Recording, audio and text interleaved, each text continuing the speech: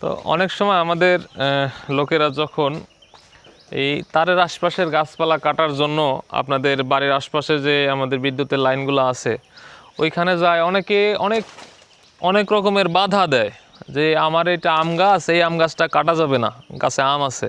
কাঁঠাল গাছ কাটা যাবে না, গাছে কাঁঠাল আছে। তো এরকম বাধা দেওয়ার কারণেই কিন্তু আমাদের এই তারের আশপাশে এই গাছপালাগুলো থেকে যায়। যদি বাধা না দিত তাহলে কিন্তু আমরা মানে যেভাবেই হোক তারের আশপাশে গাছপালাগুলো কেটে দিতাম। তো যদি কেটে দিতে পারতাম সেক্ষেত্রে যে এইরকম ডালগুলো এখানে থেকে যেত না। এখানে না থাকলে ঝড় হলে যতই ঝড় হোক, যদি তার আশপাশে গাছপালা না থাকে তাহলে তার ভেঙে পড়ার কোনো সম্ভাবনা নাই। কি ভেঙে পড়বে যদি গাছই না থাকে? তো আপনারা যে বাধা দেন, এই যে ঝড় হইলে 4-5 দিন কারেন্ট থাকে না, এর পিছনে দায়ী তো আপনারা বাধা দেন কেন যে আমার গাছ কাটা যাবে না?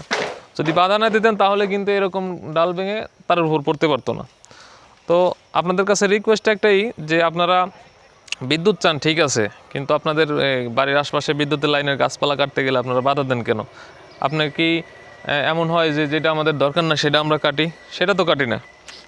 তো আমাদের প্রয়োজনে বিদ্যুতের তারের আশপাশে গাছপালাগুলো কাটার জন্য আমরা লোক নিয়ে এসে এরকম কাটি, আর আপনারা মানে বিদ্যুৎও চান বাধাও দেন। আসলে এটা ঠিক না।